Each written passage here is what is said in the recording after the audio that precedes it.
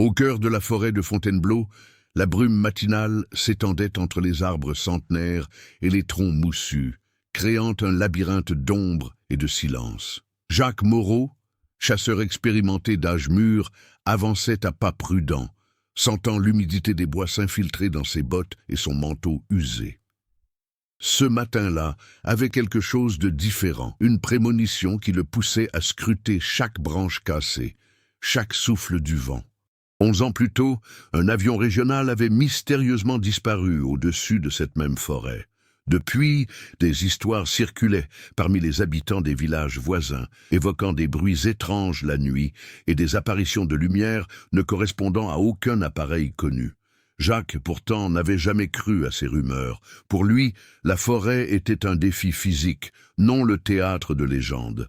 Tandis qu'il marchait, un mouvement soudain dans les buissons attira son attention. Le cœur battant la chamade, il s'arrêta et leva ses vieilles jumelles. Une forme métallique scintillait dans la lumière du soleil, filtrant à travers l'épaisse cime des arbres. S'approchant prudemment, Jacques comprit qu'il s'agissait d'épaves, des morceaux de métal tordus, partiellement recouverts de végétation. Des fragments de siège, une ceinture de sécurité attachée à un arbre et un petit compartiment contenant encore des papiers jaunis par le temps. Le choc initial fit place à l'enthousiasme scientifique. La police et les historiens avaient déjà répertorié des disparitions d'avions, mais peu d'épaves avaient été retrouvées après tant d'années. Jacques savait qu'il était confronté à quelque chose d'extraordinaire, un mystère qui plongeait des familles dans le deuil depuis plus de 10 ans. Il consigna chaque détail par des photos et des notes, s'efforçant de garder la tête froide face au flot de questions qui l'assaillaient. Pourquoi l'avion n'avait-il jamais été localisé auparavant? Comment l'épave avait-elle pu rester cachée si longtemps? Et surtout, y avait-il des survivants? En explorant les environs, Jacques perçut une présence étrange. Des empreintes récentes dans la boue, petites et légèrement irrégulières, indiquaient qu'une personne ou une chose était passée par là récemment. Il leva son arme, non pour attaquer, mais pour se protéger, et poursuivit sa progression avec prudence. Parmi les débris, un petit sac à dos attira son attention. Presque intact, il contenait des effets personnels qui semblaient avoir été abandonnés à la hâte. Une bouteille d'eau, une photo froissée et un journal intime à la couverture usée. Les premières pages du journal révélaient des fragments d'une histoire inconnue. Récits de vols mouvementés, peurs murmurées et notes sur une forêt qui semblait vivante et hostile. Jacques eut un frisson en réalisant que le journal appartenait à un enfant de seulement 12 ans. Les mots de l'enfant, innocents et sincères, exprimaient un courage surprenant face à la terreur d'être perdu au cœur de la forêt. Tandis qu'il consignait ses observations, le ciel s'assombrit soudain et d'épais nuages commencèrent à s'amonceler au-dessus de la cime des arbres. Un coup de tonnerre lointain retentit, rappelant à Jacques que la nature régnait toujours sur ces terres. Il comprit qu'il devait retourner au village pour alerter les autorités et organiser une expédition.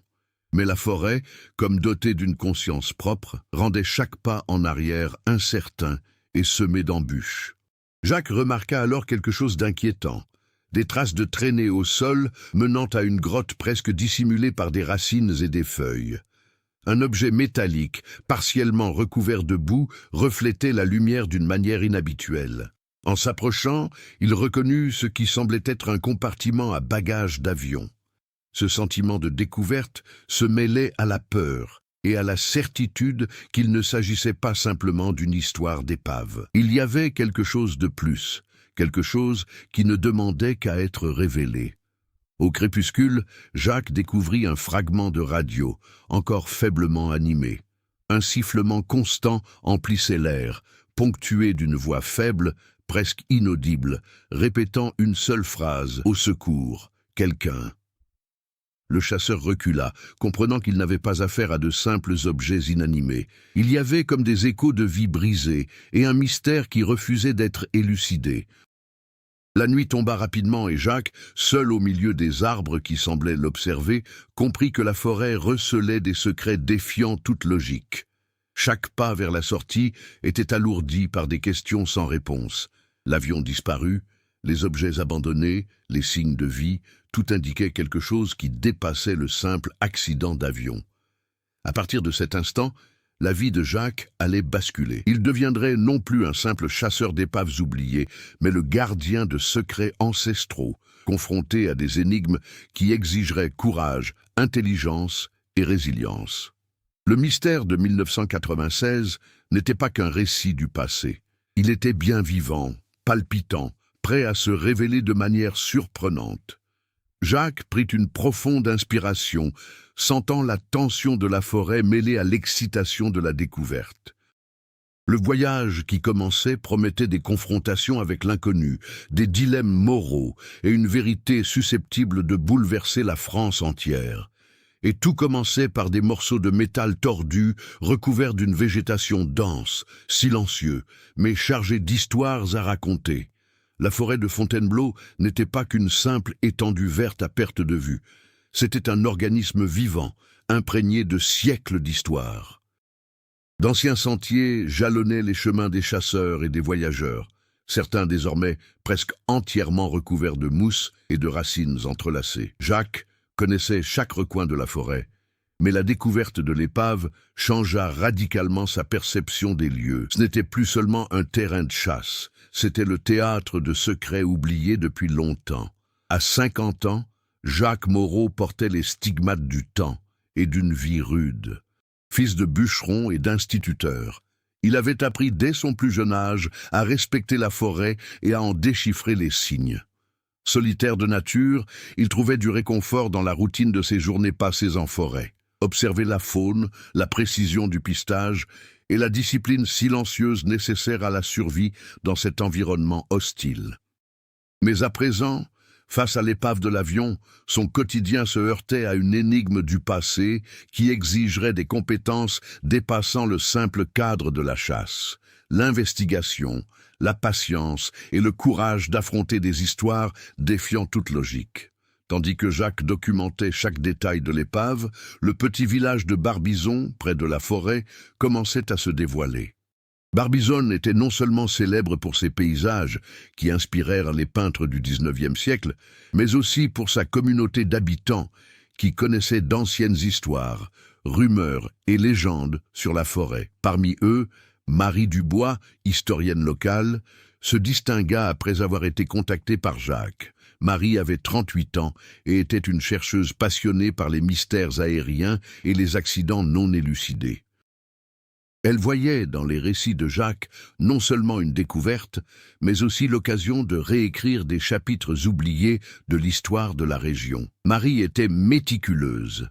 Sa bibliothèque, regorgeant de cartes anciennes, de photographies et de journaux du début du XXe siècle, lui servait de base pour comparer les rapports d'accidents aériens. Elle comprit rapidement que l'avion disparu en 1996 présentait des particularités qui le distinguaient de toute autre disparition recensée.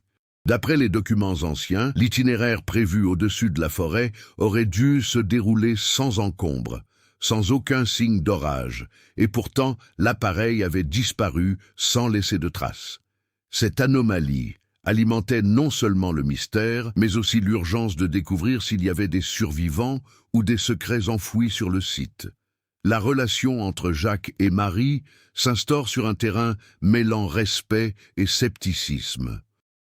Jacques, pragmatique et solitaire, se montre réfractaire aux théories et aux spéculations. Marie, quant à elle, se plonge dans les hypothèses et les reconstitutions détaillées, reliant chaque fragment à un contexte historique, météorologique et technique. Cette dynamique de personnalité contrastée, action contre analyse, instinct contre méthode, crée une tension constante qui fait progresser le récit.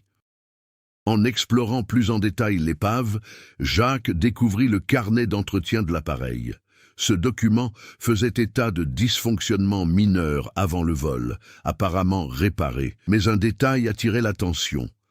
La dernière entrée, effectuée peu avant le décollage, était partiellement effacée et comportait un symbole étrange, évoquant des traces de feu ou de corrosion chimique. Marie suggéra que cela pouvait indiquer une négligence, un sabotage, voire quelque chose de plus sinistre, impliquant des connaissances dépassant le simple cadre de l'erreur humaine. Parmi les personnages secondaires, certains lieux du village contribuent également au développement de l'intrigue. Le bar principal, lieu de rencontre des pêcheurs et des bûcherons, est devenu un point de convergence pour les rumeurs et les observations. Pierre, un habitant de 62 ans, se souvenait avoir vu d'étranges lumières la nuit de la disparition et a fourni des indices reliant l'avion à d'anciennes routes de contrebande traversant la forêt. Chaque détail culturel, des coutumes de chasse locales aux récits d'anciennes routes militaires françaises, a enrichi le décor et donné de la profondeur à l'enquête. De plus, la forêt abritait un écosystème foisonnant qui se révéla à la fois allié et adversaire. Loups et sangliers, insectes venimeux et caprices du temps, représentaient des dangers constants. Jacques devait faire appel à sa connaissance de l'environnement non seulement pour survivre, mais aussi pour protéger l'épave et veiller à ce que personne ne détruise par inadvertance des preuves cruciales. L'intégration de l'environnement au récit renforçait l'impression que la forêt n'était pas un simple décor, mais un personnage à part entière de l'histoire.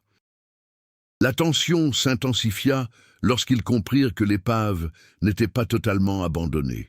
Des empreintes récentes, des traces de feux de fortune et des objets déplacés laissaient supposer que quelqu'un observait les lieux ou utilisait délibérément l'épave.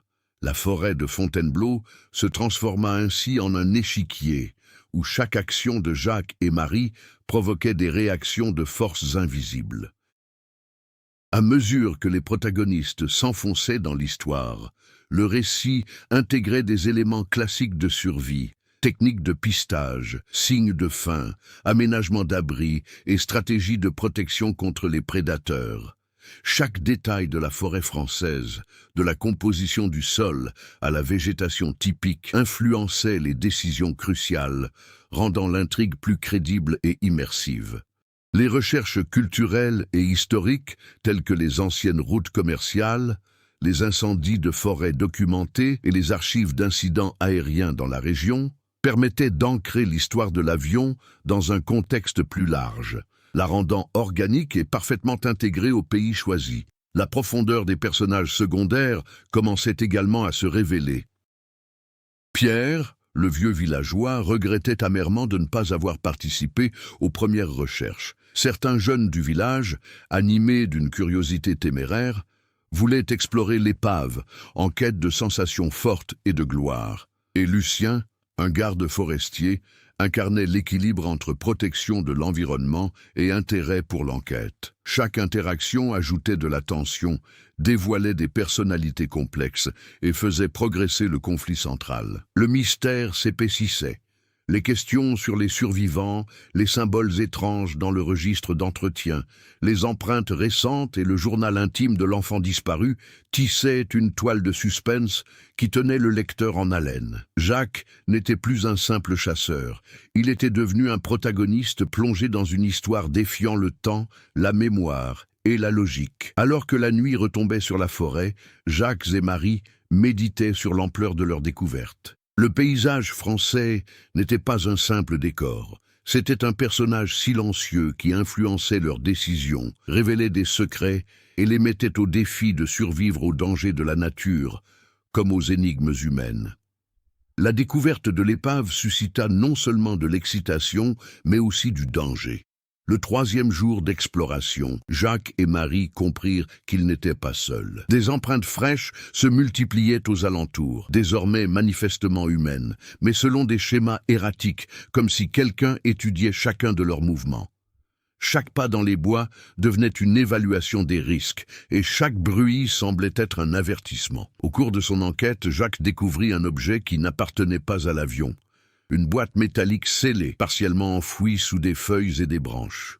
Le symbole gravé sur le couvercle correspondait à une entrée du journal intime de l'enfant, le même symbole énigmatique figurant dans le carnet de maintenance de l'avion.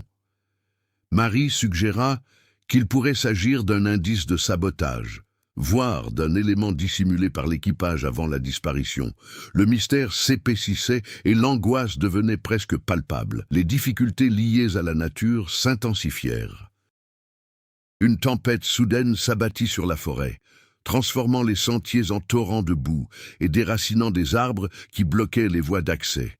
Jacques dut faire appel à toute son expérience de survie pour créer des passages sûrs, improviser des abris et protéger son matériel de recherche. Chaque action exigeait planification et rapidité, démontrant non seulement son habileté physique, mais aussi sa force mentale. Entre-temps, des obstacles humains surgirent. Un groupe de villageois curieux décida de s'aventurer dans la forêt, attiré par les rumeurs et les reportages des journalistes locaux. Parmi eux se trouvaient des jeunes gens imprudents qui ignorèrent les avertissements de Jacques et Marie. Leur présence inattendue compliqua l'enquête, car le risque de destruction de preuves augmentait et la nécessité de contrôler l'information devenait urgente. Marie préconisait la prudence, tandis que Jacques insistait sur des mesures immédiates pour garantir la sécurité de tous et la préservation de l'épave. Le conflit central s'intensifia avec l'apparition de signes de sabotage. Des fragments de communication radio interceptés révélaient des messages confus et certaines parties de l'épave avaient été délibérément déplacées ou recouvertes. Quelqu'un dissimulait des informations ou manipulait les lieux, et chaque découverte soulevait de nouvelles questions. S'agissait-il d'un membre de l'équipage d'origine, d'un chasseur solitaire ou d'un intrus aux intentions obscures? La tension psychologique augmentait à mesure que la forêt semblait se transformer en un labyrinthe vivant, grouillant d'observateurs invisibles. Entre-temps, Jacques et Marie découvrirent des preuves de survie inexplicables. Des traces d'abris de fortune et des restes de provisions dissimulées suggéraient qu'au moins une personne avait vécu dans la forêt pendant des années après l'accident. Chaque indice soulevait de nouvelles questions. Qui avait survécu? Comment avait-elle réussi à rester cachée si longtemps? Que savait-elle des raisons de sa disparition? Ces éléments, en plus d'accroître le suspense, posaient un dilemme moral. Comment se comporter avec une personne ayant survécu sans être retrouvée en isolement total pendant 11 ans? La pression s'intensifia lorsque, lors d'une patrouille nocturne, Jacques remarqua des signes de pistage sophistiqués. Des caméras et fortune, de petits pièges et des traces indiquant que quelqu'un surveillait chacun de leurs mouvements. Le conflit se complexifia, mêlant survie physique, investigation scientifique et stratégie psychologique. Jacques devait protéger Marie, coordonner les recherches et simultanément déchiffrer les intentions d'une présence inconnue qui semblait toujours avoir une longueur d'avance. Le développement du conflit a également mis en lumière les faiblesses émotionnelles des protagonistes. Marie, habituée à l'analyse méthodique et aux théories, se trouvait confrontée pour la première fois à des peurs bien réelles, tandis que Jacques devait faire face non seulement à la forêt, mais aussi à l'idée que le mystère de 1996 impliquait des forces humaines ou naturelles imprévisibles. Chaque obstacle exigeait des décisions rapides, suivre des pistes suspectes ou battre en retraite, inspecter les débris exposés ou attendre des renforts, affronter les intrus ou recourir à des stratégies de diversion. Au milieu de ce chaos, de petites victoires se firent jour.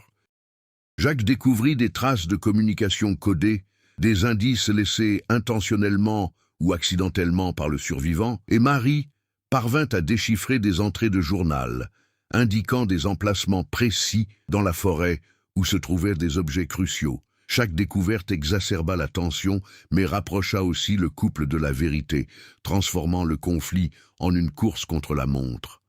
Le suspense atteignit son paroxysme lorsque Jacques et Marie découvrirent un abri souterrain, dissimulé sous d'épaisses racines et des pierres. À l'intérieur, des objets provenant de l'avion étaient disposés de façon inhabituelle, laissant supposer que quelqu'un y avait vécu pendant des années, cataloguant les pièces détachées et tenant un registre méticuleux de ses trouvailles. Parmi les papiers, ils trouvèrent des lettres sans destinataire, des messages d'espoir et de peur, révélant un esprit mêlant un instinct de survie extrême à une profonde solitude. Les scènes de conflits physiques et psychologiques s'alternaient. Jacques devait dégager des passages obstrués par des troncs d'arbres tombés. Marie, quant à elle, devait analyser rapidement chaque fragment trouvé pour en déchiffrer l'importance. Chaque geste avait une conséquence directe. Une mauvaise décision pouvait détruire des preuves, alerter une présence inconnue ou mettre leur vie en danger. La forêt n'était pas qu'un simple décor, mais un protagoniste invisible, mettant à l'épreuve la résilience, l'intelligence et la moralité des protagonistes. Le conflit culmina dans une tension presque palpable. À chaque pas, des signes de vie persistaient, empreintes, restes de nourriture, objets déplacés. La découverte de survivants humains après tant d'années transforma l'enquête en une affaire personnelle, bouleversante et urgente. Jacques n'était plus seulement un chasseur, Marie n'était plus seulement une historienne. Ils devinrent les acteurs d'un jeu d'observation, de stratégie et de survie, où chaque action pouvait définir le prochain chapitre d'une histoire déjà nimbée de mystères depuis 11 ans.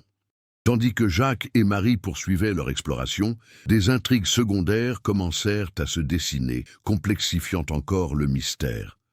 Au village de Barbizon, de vieilles rumeurs concernant la disparition de jeunes chasseurs refirent surface. Pierre, le doyen du village, révéla une histoire oubliée. Des décennies auparavant, un pilote de la Seconde Guerre mondiale avait disparu près de la forêt, laissant derrière lui des témoignages de rencontres mystérieuses et de signes de survie jamais vérifiés.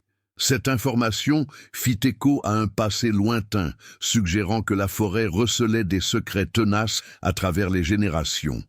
Pendant ce temps, un groupe de jeunes aventuriers du village décida de suivre Jacques en secret. Parmi eux, Camille, une adolescente curieuse et intrépide, commença à semer des indices subtils qui attirèrent une attention indésirable. Son implication ajouta de la tension et une dimension émotionnelle. Jacques se retrouva tiraillé entre la protection de la jeune fille et la nécessité de garder le contrôle de l'enquête. La présence de Camille révéla un autre conflit, la tentation de percer les secrets de la forêt face à l'impératif de les préserver pour sauver des vies et des preuves. Marie, de son côté, entreprit des recherches sur l'histoire des routes aériennes françaises et les accidents passés. Elle découvrit des schémas inhabituels indiquant que certains avions disparaissaient près de zones boisées, suggérant la possibilité d'un sabotage ou d'événements naturels spécifiques. Cette piste apporta un contexte historique et culturel à l'enquête, démontrant que la disparition de 1996 n'était pas un cas isolé.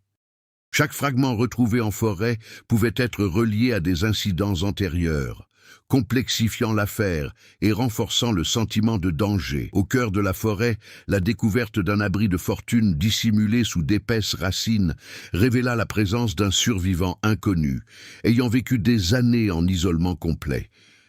Des fragments de journal intime, des effets personnels et des techniques de survie méticuleuses témoignaient d'une intelligence et d'une capacité d'adaptation hors du commun. Jacques commença à soupçonner que le survivant était conscient de la présence des deux enquêteurs, déplaçant des objets, laissant des indices et observant chacun de leurs gestes. Cette dimension psychologique ajouta tension et urgence à l'enquête, montrant qu'il ne s'agissait pas seulement de retrouver une épave, mais d'affronter un être qui maîtrisait parfaitement son environnement. Le conflit émotionnel entre Jacques et Marie s'intensifia. Jacques, habitué à la vie pratique, s'impatientait face aux analyses pointues de Marie, tandis qu'elle craignait des décisions impulsives susceptibles de mettre tout le monde en danger. Cette dynamique reflétait des dilemmes liés au leadership et à la confiance, enrichissant le récit de relations humaines réalistes. La pression augmentait à mesure que chaque mauvaise décision laissait clairement entendre que le survivant manipulait l'environnement, créant ainsi des obstacles physiques et psychologiques supplémentaires. Une autre intrigue secondaire se dessine lorsque Camille découvre une vieille cassette audio appartenant à l'un des passagers disparus. Les messages, bien qu'inintelligibles, trahissent une émotion et une peur authentiques. Marie suggère que ces enregistrements pourraient contenir des indices sur l'identité du survivant ou sur ce qui s'est passé immédiatement après l'accident. Cette découverte confère un sentiment d'urgence au récit, L'enquête ne vise plus seulement à comprendre le passé, mais aussi à relier des éléments susceptibles de modifier le cours de l'histoire. Entre-temps, la forêt continuait de présenter des défis naturels, sentiers barrés, animaux agressifs, changements météorologiques soudains. Chacun de ces éléments constituait une intrigue secondaire, accentuant la pression du temps et obligeant les protagonistes à prendre des décisions rapides. Jacques devait calculer des itinéraires sûrs, tandis que Marie recueillait des données qui pourraient s'avérer cruciales pour comprendre les stratégies de survie et suivre la trace de l'individu inconnu. La présence d'intrus dans la forêt compliquait encore davantage la situation. Les jeunes aventuriers, malgré leurs bonnes intentions, pouvaient involontairement compromettre l'enquête, déplacer des preuves ou confronter la survivante. Camille, en particulier, faisait le lien entre le public et les protagonistes, suscitant émotion, curiosité et tension, tout en incarnant le risque constant d'être démasqué. Jacques, quant à lui, assumait la responsabilité de protéger la jeune fille tout en menant l'enquête, ce qui ajoutait un dilemme moral qui pesait sur ses actions.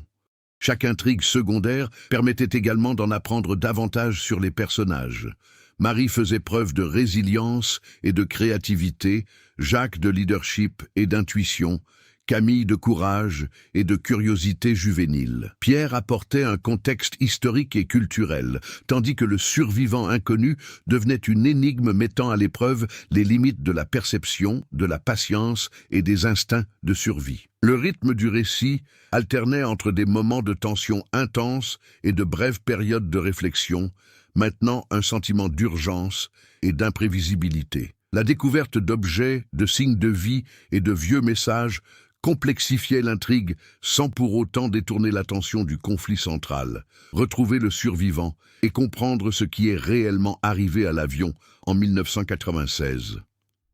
À la fin de cette étape, Jacques et Marie avaient mieux saisi l'ampleur du mystère. La forêt n'était pas un simple décor, mais un élément à part entière d'une multitude d'histoires entremêlées, survie extrême, secrets ancestraux, dilemmes moraux et rencontres humaines inattendues. Chaque intrigue secondaire était liée au conflit principal, garantissant ainsi que chaque action ait des conséquences et contribue à la progression du récit. Le 7e jour de leur exploration, alors qu'une fine pluie continuait d'humidifier la forêt, Jacques et Marie suivirent un sentier nouvellement découvert qui semblait mener à une clairière cachée. Le sol était recouvert de feuilles détrempées, mais quelque chose scintillait sous la mousse. Un morceau de métal partiellement enfoui. C'était différent de tout ce qu'ils avaient trouvé auparavant. Cela ressemblait à un module de chargement scellé, portant des signes d'une protection intentionnelle et non d'un simple abandon dû au temps. Tandis qu'ils enlevaient les feuilles mortes et la terre, un malaise s'empara de Jacques. Les empreintes dans la boue environnante formaient un motif précis, comme si quelqu'un les avait guidées jusqu'ici. Marie, examinant le module, remarqua des inscriptions presque effacées. Des noms de passagers, des dates et des symboles qui correspondaient au journal intime de l'enfant et au carnet d'entretien de l'avion. Mais, parmi elles, une note se démarquait. Une référence à des coordonnées dans la forêt qui ne figuraient sur aucune carte officielle. En suivant les coordonnées, Jacques et Marie firent une découverte surprenante. Un réseau de tunnels souterrains dissimulés sous d'immenses racines et des rochers. À l'intérieur, des objets provenant de l'avion étaient méticuleusement rangés. Mais ce qui les choqua véritablement fut la présence d'un être vivant, un homme d'une vingtaine d'années, mince, barbu, au regard attentif et méfiant, qui émergea silencieusement de l'ombre. C'était le survivant qui, pendant 11 ans, avait vécu isolé du monde, observant le moindre changement dans la forêt, se nourrissant de débris d'avions et d'une chasse qu'il avait appris à maîtriser à la perfection. Le choc initial fit place à l'incrédulité. Jacques comprit aussitôt que ce jeune homme n'était pas un simple survivant. Il avait développé une perception quasi surnaturelle de la forêt, connaissant des sentiers secrets, des pièges naturels et des signes que nul autre ne pouvait déceler. Marie, de son côté, commença à déchiffrer le journal et les anciens enregistrements, réalisant qu'ils obéissaient à une logique propre et qu'ils comportaient un code de communication avec le monde extérieur, en partie incompréhensible, mais systématique. Les tensions s'exacerbèrent lorsque le jeune homme se montra d'abord hostile, craignant les intrus. Il avait survécu seul, mais avait observé attentivement les environs pendant des années, et l'arrivée de Jacques et Marie menaçait sa sécurité et ses habitudes. Le conflit passa rapidement de l'enquête à une délicate négociation. Comment gagner sa confiance sans provoquer de réaction agressive? Comment le réinsérer dans le monde après une si longue période d'isolement? Au cours de cette confrontation, une révélation inattendue a émergé. La disparition de l'avion n'était pas un simple accident. Des fragments de messages codés indiquaient que certains passagers étaient impliqués dans des activités illégales, contrebande et espionnage, qui les avaient contraints à disparaître. Le survivant, désormais identifié comme Thomas, avait été témoin d'événements qui ne pouvaient jamais être révélés au public, notamment des manipulations ayant entraîné l'accident ou le maintien de sa dissimulation. La forêt de Fontainebleau avait été à la fois un décor, un refuge et une prison. Pendant que Jacques et Marie analysaient ces informations, une nouvelle menace surgit. Un groupe mystérieux, possiblement lié aux activités illicites des passagers, commença à s'approcher de la forêt, suivant la piste de signes de vie et d'objets laissés par Thomas. Désormais, l'enjeu n'était plus seulement de découvrir la vérité, mais aussi de protéger le survivant, de préserver les preuves et d'affronter des ennemis prêts à garder des secrets longtemps enfouis. Ce tournant a transformé le récit. L'exploration scientifique de la forêt s'est muée en une course contre la montre, mêlant survie, stratégie et affrontement direct. Chaque action avait des conséquences immédiates.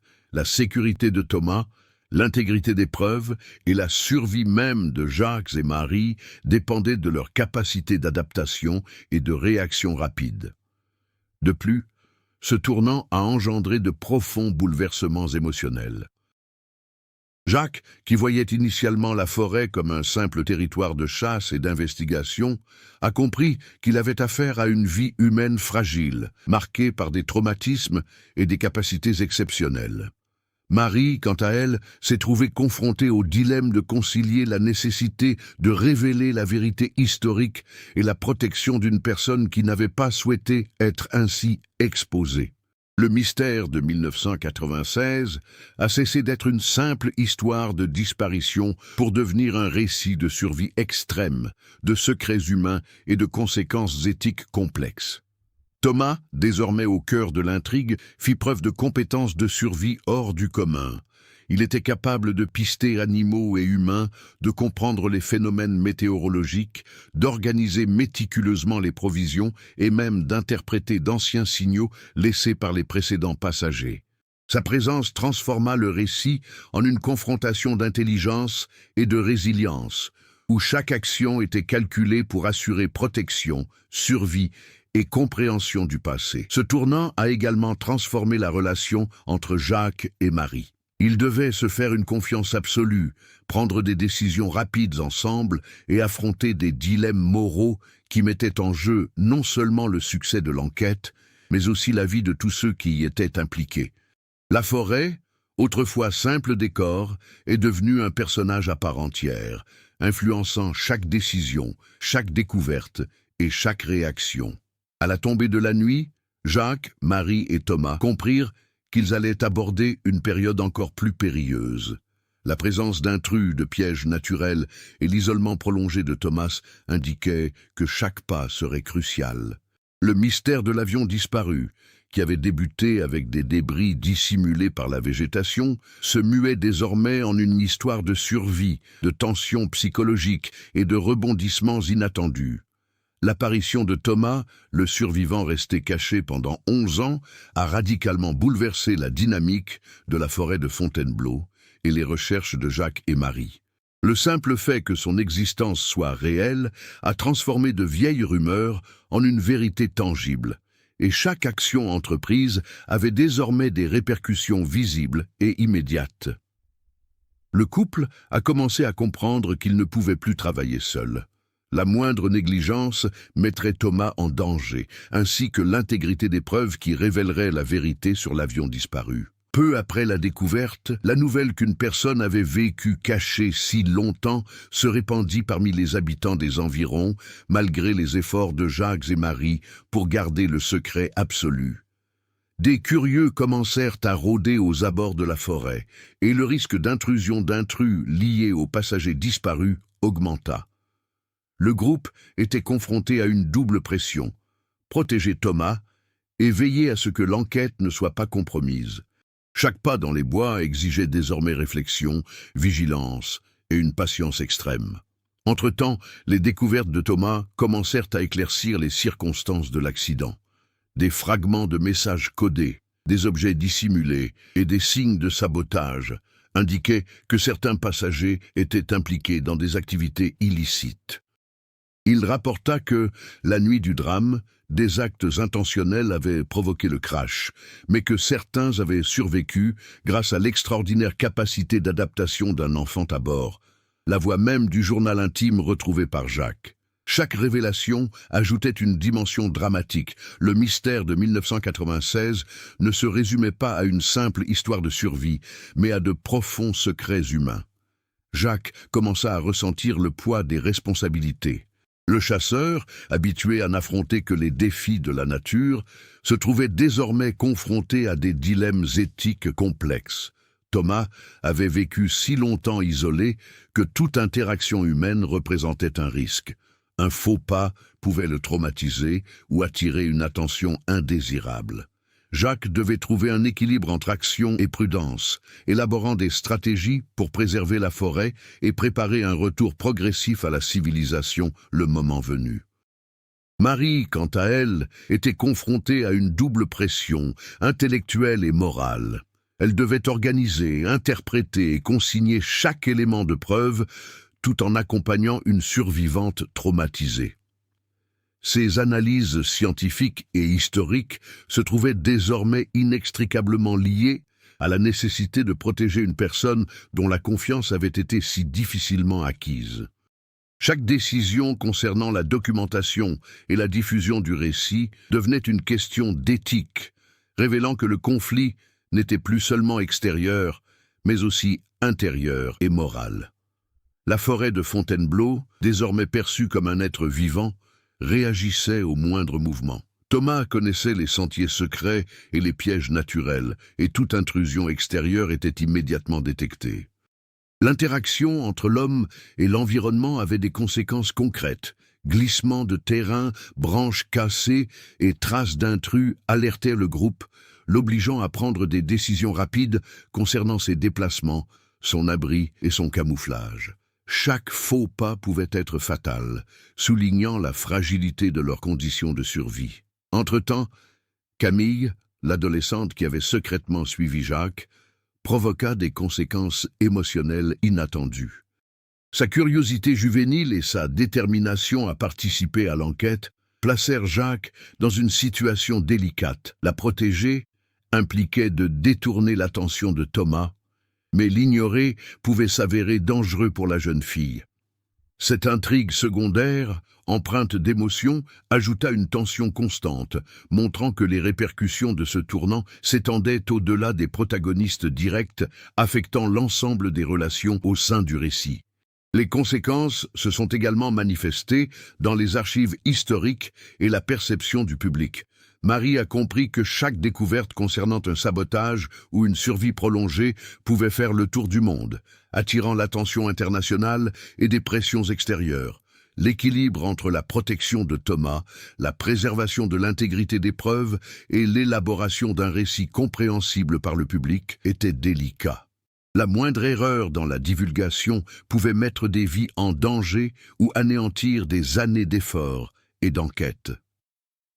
D'un point de vue psychologique, Jacques commença à réfléchir aux limites de la résilience humaine. Thomas avait survécu seul pendant plus de 10 ans dans un environnement hostile, grâce à son intelligence, son sens de l'observation et une adaptation hors du commun.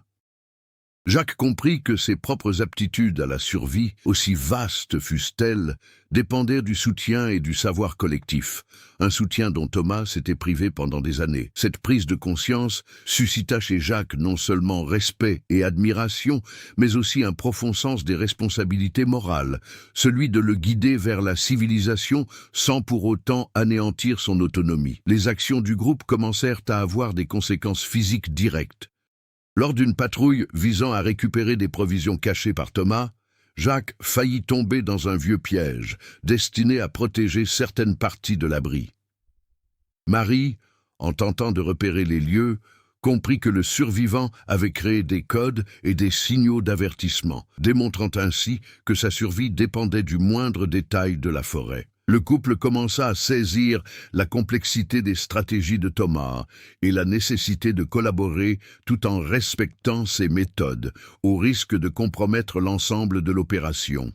Au fil des jours, les conséquences émotionnelles, morales et physiques se sont entremêlées. Chaque étape vers la vérité sur le crash d'avion de 1996 exigeait non seulement du courage, mais aussi du discernement éthique et une grande sensibilité. Ce tournant a transformé une enquête en apparence simple en un réseau complexe de décisions ayant un impact direct sur des vies humaines, l'histoire et la perception du public. Jacques, Marie et Thomas apprirent à fonctionner comme une équipe improbable, alliant instinct, analyse et expérience de survie. Les conséquences de ce tournant décisif façonnèrent non seulement leur stratégie immédiate, mais aussi l'évolution personnelle des protagonistes. Jacques élargit sa vision du leadership et des responsabilités. Marie prit conscience des profondes implications morales de ses découvertes, et Thomas se confronta pour la première fois à la possibilité d'interagir avec le monde extérieur sans crainte. Suite à la découverte bouleversante de Thomas et à la révélation que la disparition de l'avion n'était pas un simple accident, Jacques et Marie comprirent qu'ils devaient revoir leur stratégie. La forêt, qui n'avait jusqu'alors présenté que des défis naturels, se révélait désormais un réseau complexe d'obstacles psychologiques, physiques et éthiques. Chaque action exigeait un apprentissage constant, une adaptation permanente et une prise de décision rapide. Le moindre échec risquait de compromettre non seulement l'enquête, mais aussi la vie du survivant. Jacques commença à perfectionner sa technique de survie. Auparavant, il s'appuyait surtout sur son instinct, sa force et sa connaissance rudimentaire de la forêt. Désormais, il lui fallait intégrer des tactiques plus stratégiques, débusquer les signaux humains les plus subtils, anticiper les mouvements d'intrus inconnus, identifier les pièges naturels et improviser, et coordonner ses actions avec Marie sans trahir la confiance de Thomas.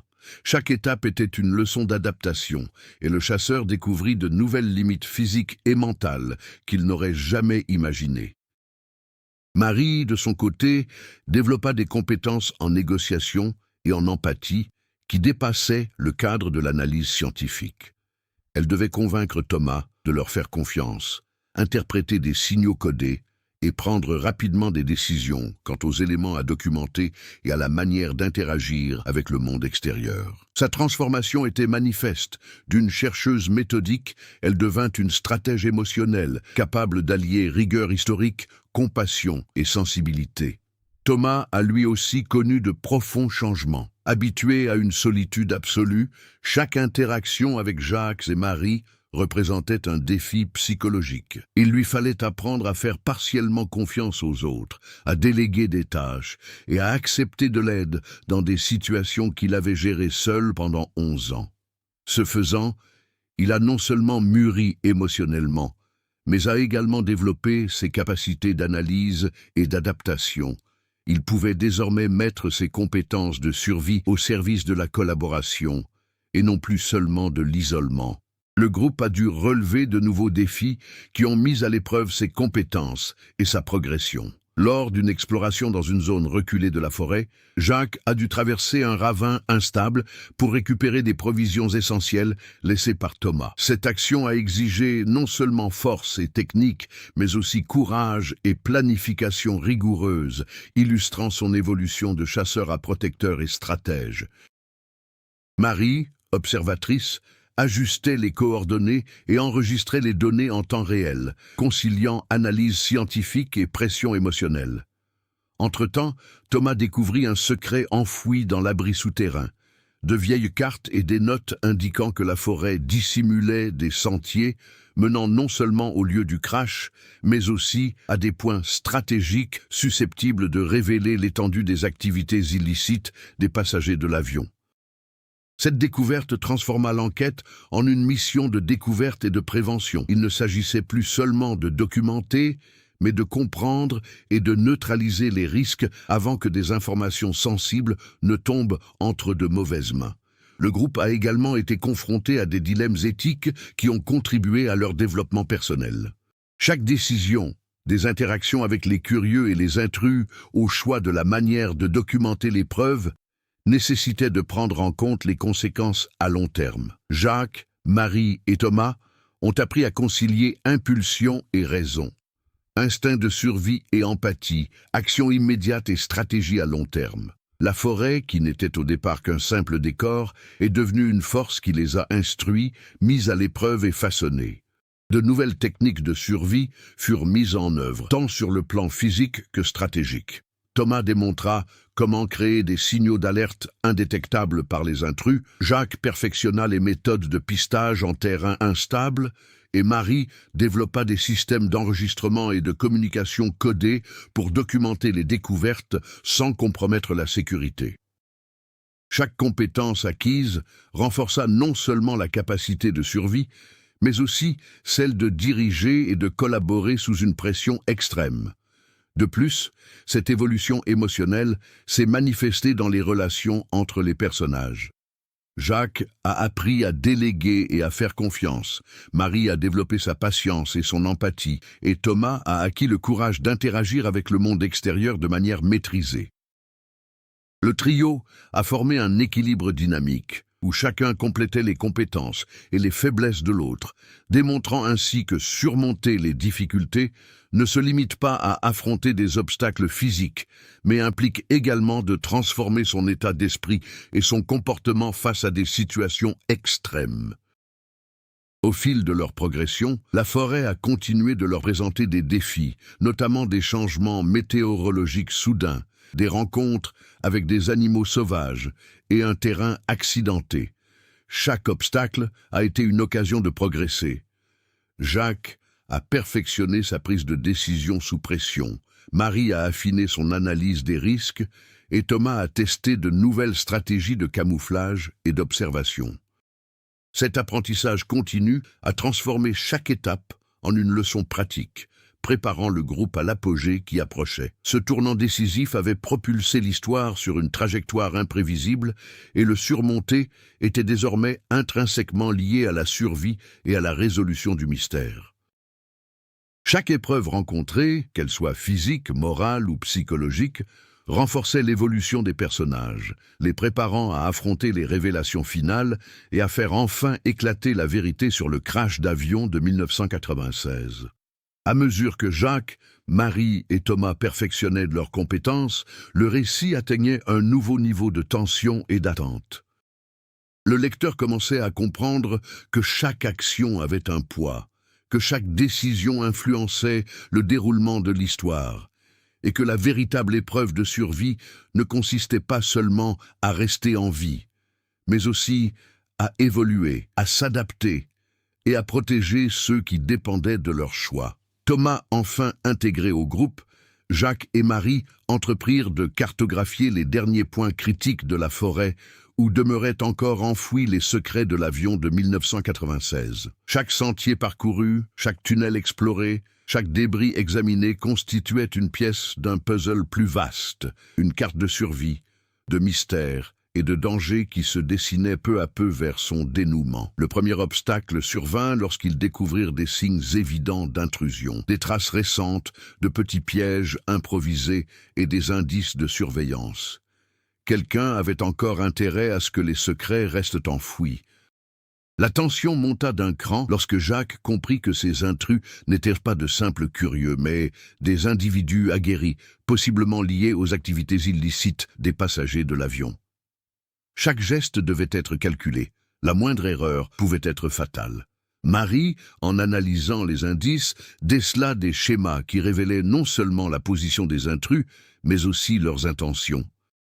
Elle comprit qu'il leur faudrait anticiper les actions ennemies, créer des diversions et préparer des alertes improvisées.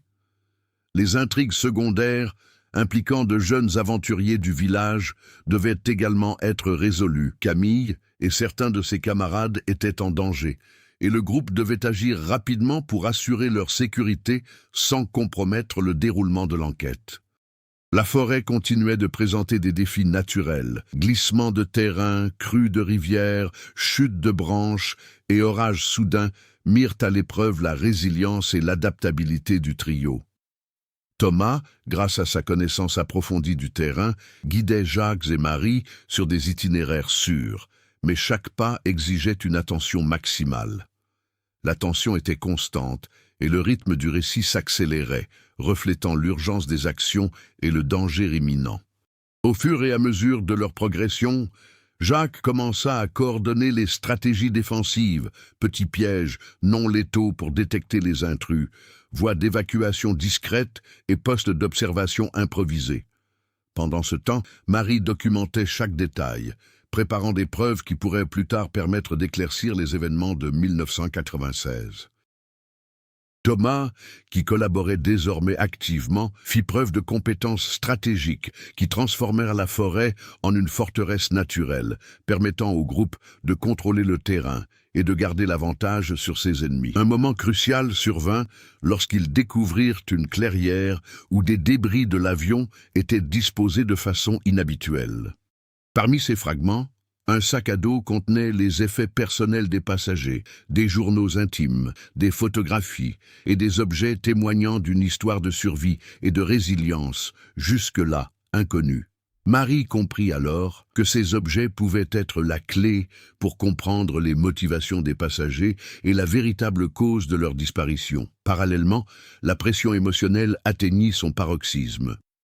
Jacques se retrouva responsable de la protection de Thomas et des jeunes aventuriers, tandis que Marie devait jongler entre documentation, analyse et prise de décision rapide sous un stress intense. Thomas, pourtant aguerri à la survie, était confronté pour la première fois à la nécessité de faire entièrement confiance aux autres pour assurer leur sécurité et leur progression.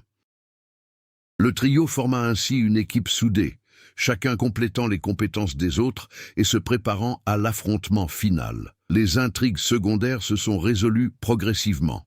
Camille et les autres jeunes ont été protégés.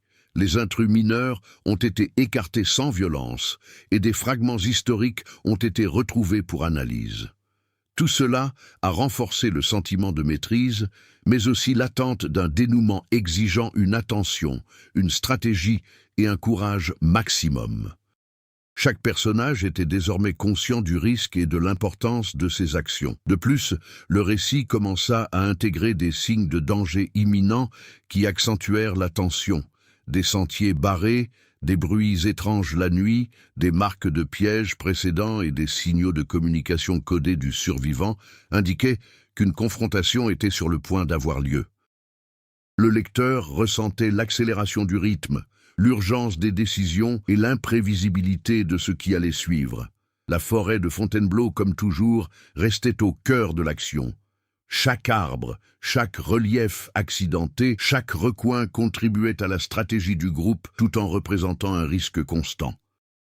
Jacques mettait à profit ses compétences physiques et stratégiques, Marie coordonnait la logistique et la collecte des preuves, et Thomas, grâce à sa connaissance approfondie du terrain, anticipait les mouvements ennemis et protégeait les points névralgiques de l'enquête.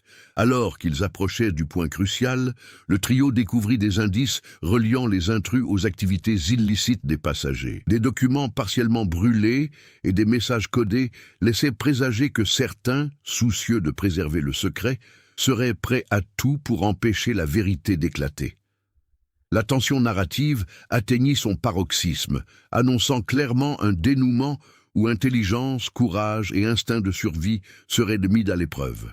Avec tous les éléments réunis, Jacques, Marie et Thomas étaient prêts à passer à l'action. Chaque compétence acquise, chaque expérience de survie et chaque décision prise jusqu'alors convergeait vers le moment où ils devraient affronter des menaces directes, protéger des preuves et enfin révéler le secret de l'avion disparu en 1996. Le rythme du récit s'accéléra, faisant monter la tension et préparant le lecteur au dénouement définitif de l'énigme. La nuit tombait lourdement sur la forêt de Fontainebleau et la tension était palpable. Jacques, Marie et Thomas s'avançaient silencieusement vers la clairière où les intrus avaient établi un campement de fortune.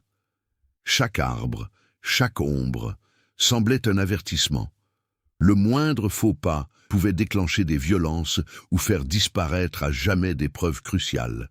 Le moment décisif qui allait changer le cours des événements de 1996 était sur le point d'arriver.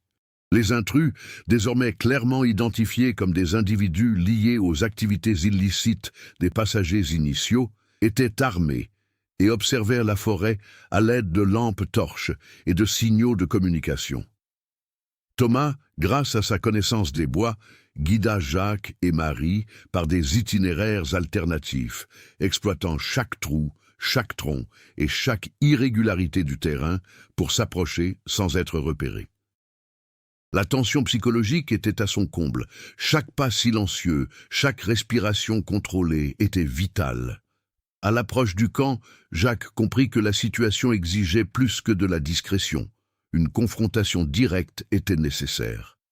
Il fit signe à Thomas et Marie, et ensemble, ils commencèrent à élaborer une stratégie, créer une diversion, isoler les intrus et récupérer les documents et les objets de l'avion encore menacés. Chaque mouvement était calculé avec précision, alliant survie physique, planification stratégique et connaissance du terrain. Le premier contact eut lieu lorsqu'un des intrus remarqua un mouvement.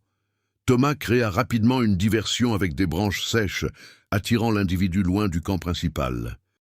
Jacques et Marie en profitèrent pour récupérer des boîtes contenant des preuves et des fragments de l'avion, notamment le journal intime de l'enfant, et des documents importants expliquant la véritable cause de l'accident.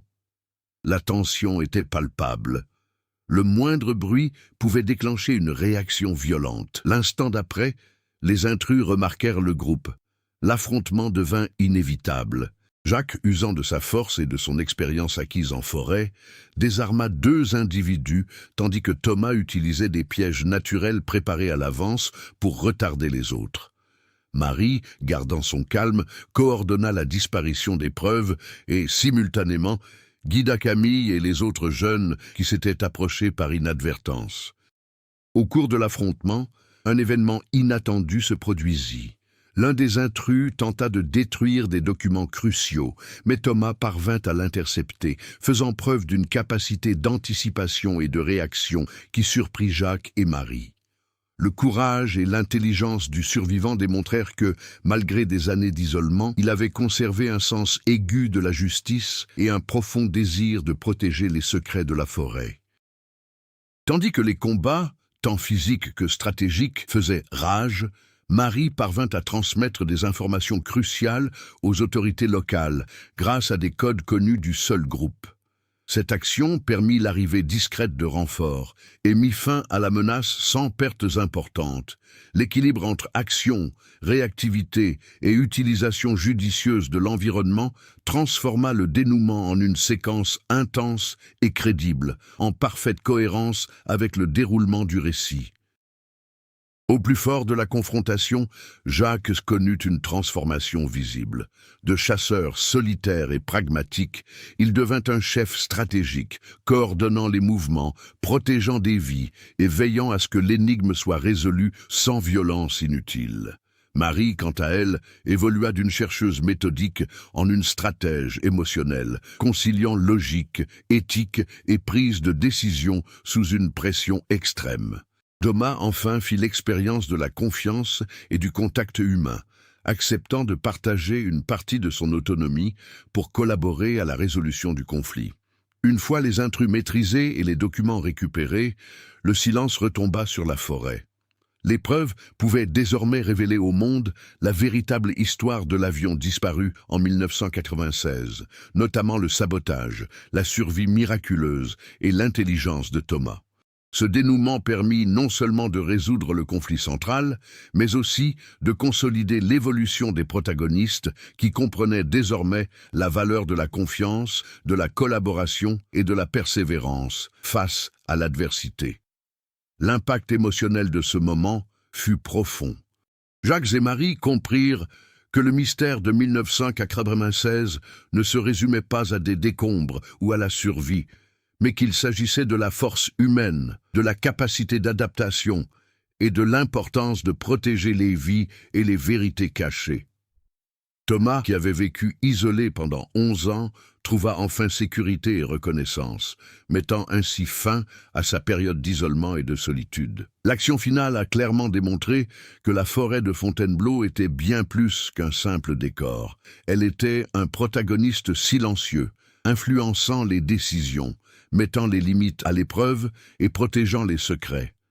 Chaque personnage avait affronté des épreuves physiques, psychologiques et morales, et le point culminant a transformé la tension accumulée en une résolution satisfaisante, préparant le terrain pour la conclusion et l'épilogue du récit. L'affrontement final résolu et les intrus neutralisés, Jacques, Marie et Thomas purent enfin organiser la récupération complète de l'épave et des documents de l'avion disparu en 1996.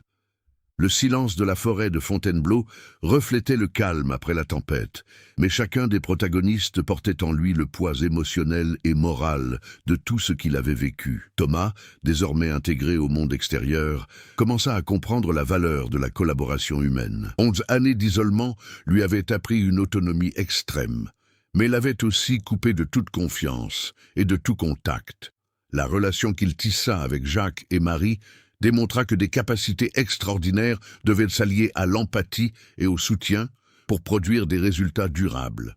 La découverte finale des preuves attesta non seulement de sa survie, mais aussi de son courage, de son intelligence et de sa résilience.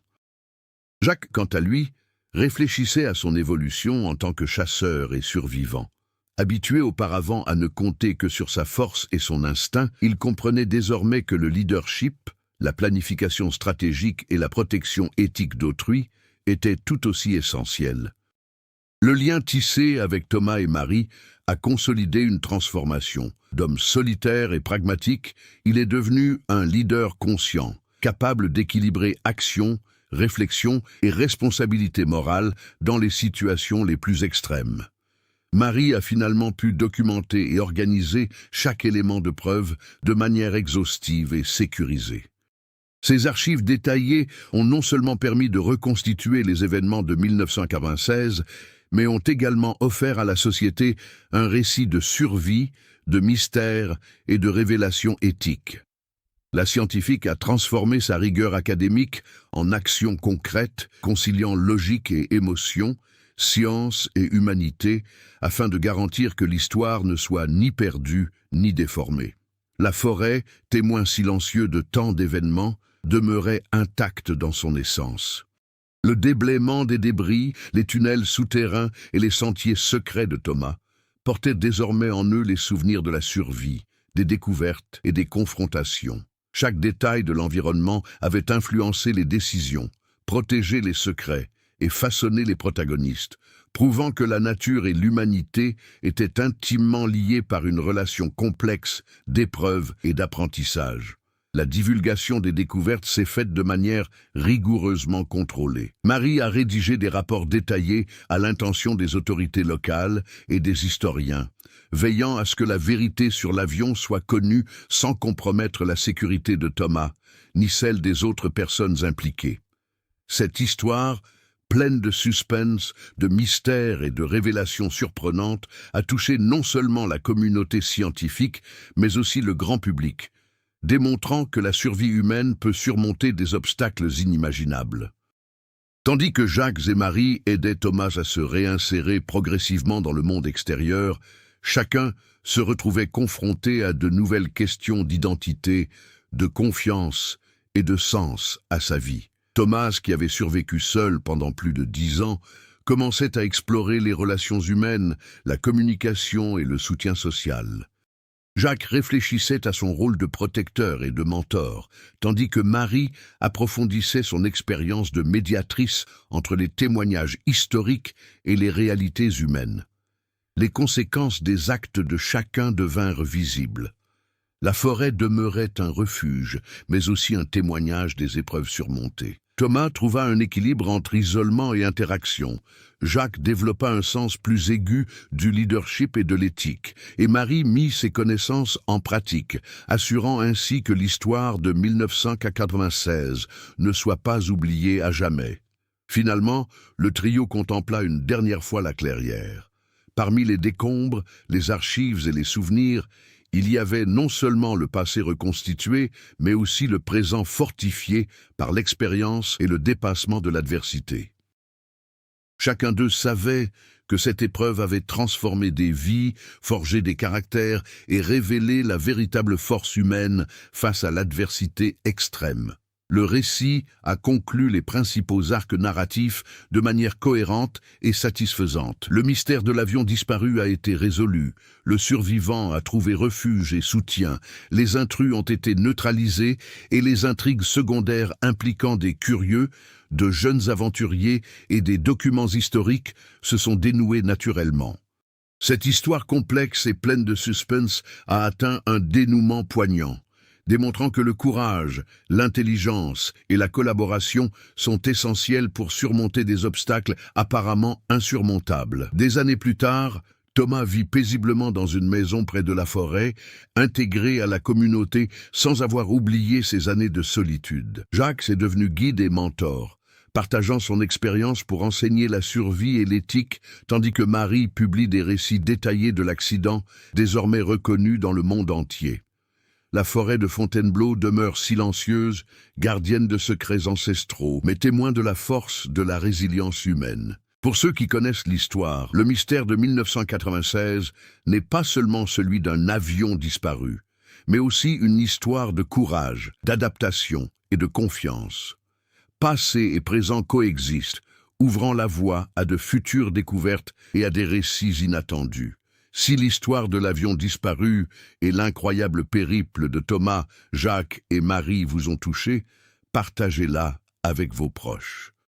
N'hésitez pas à laisser vos théories et impressions sur les mystères de la forêt de Fontainebleau en commentaire. Abonnez-vous à la chaîne pour découvrir d'autres récits de survie, de suspense et de révélations surprenantes. Chaque j'aime et chaque commentaire contribuent à nourrir la curiosité et l'esprit d'aventure. Rejoignez la communauté et découvrez comment le courage, l'intelligence et la résilience transforment les histoires en expériences